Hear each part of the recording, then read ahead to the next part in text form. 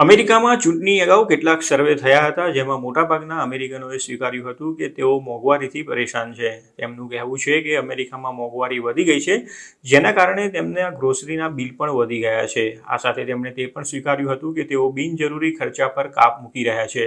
હાલમાં અમેરિકનો પોતાની કારનું રૂટીન મેન્ટેનન્સ કરવાનું પણ ટાળી રહ્યા છે અથવા તો કરાવી શકતા નથી. ઘણા એક્સપર્ટ્સનું કહેવું છે કે રિપેરિંગના ખર્ચમાં થઈ રહેલા વધારાને કારણે લોકો પોતાની કારનું રૂટીન મેન્ટેનન્સ અને રિપેરિંગ કરવાનું ટાળી રહ્યા છે અથવા તો તે કરાવી શકવા માટે સક્ષમ નથી.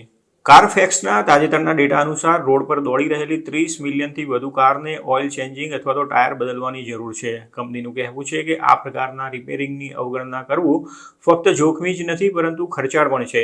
ઉદાહરણ તરીકે કારફેક્સનું કહેવું છે કે લો અથવા તો ડર્ટી ઓઇલના કારણે એન્જિન ફેલ થઈ શકે છે અને તેના રિપેરિંગ પાછળ ઘણો બધો ખર્ચ થઈ શકે છે.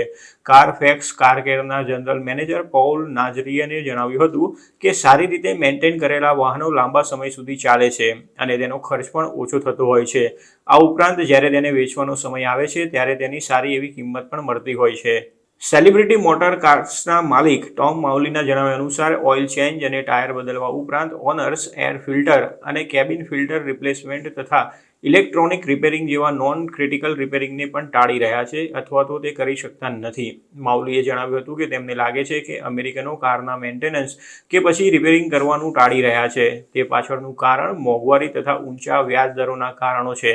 મોંઘવારીના કારણે લોકોના ફૂડ બિલ્સ, ઇન્સ્યોરન્સ કોસ્ટ તથા હાઉસ કોસ્ટમાં ભારે ઉછાળો નોંધાયો છે. તેના કારણે લોકોને બે છેડા ભેગા કરવામાં પણ તકલીફ પડી રહી છે અને તેથી તેઓ કાર રિપેરિંગ કે પછી મેન્ટેનન્સ પાછળ ખર્ચ કરવાનું ટાળી રહ્યા છે.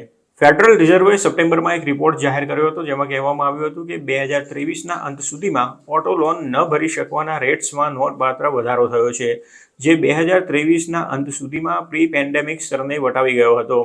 ફેડે સૂચવ્યું હતું કે ઓટો લોન ન ભરી શકવામાં આ વધારા પાછળનું એક સંભવિત કારણ ખાસ કરીને ઓટો લોન માટે મંથલી પેમેન્ટ્સમાં થયેલો વધારો જવાબદાર છે.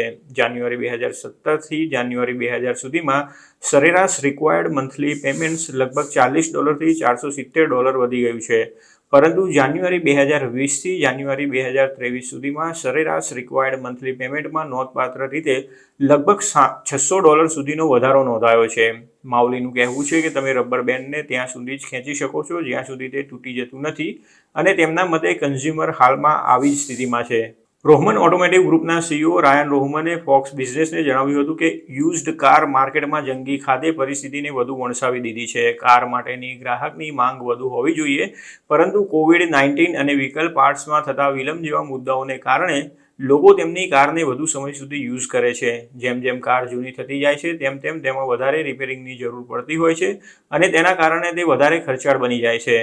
પીક અમેરિકન ઇન્વેસ્ટમેન્ટ એડવાઇઝર્સના ચીફ માર્કેટ સ્ટ્રેટેજિસ્ટ જેરેડ લેવીએ જણાવ્યું હતું કે અમેરિકન ઓટો ઓનર્સમાં મેન્ટેનન્સમાં વિલંબનું પ્રમાણ વધી ગયું છે, કેમ કે મોંઘવારીના કારણે તેમની કોસ્ટ ઓફ લિવિંગ વધી ગઈ છે અને ઘણા લોકો તો બે છેડા ભેગા કરવા માટે બે જોબ પણ કરતા હોય છે. તેના કારણે લોકો પાસે પૈસા અને સમયની પણ અછત છે અને તેથી તેઓ યોગ્ય સમયે કારનું મેન્ટેનન્સ કરતા નથી અથવા તો ખર્ચ બચાવવા માટે તેને ખર્ચ કરવાનું ટાળે છે.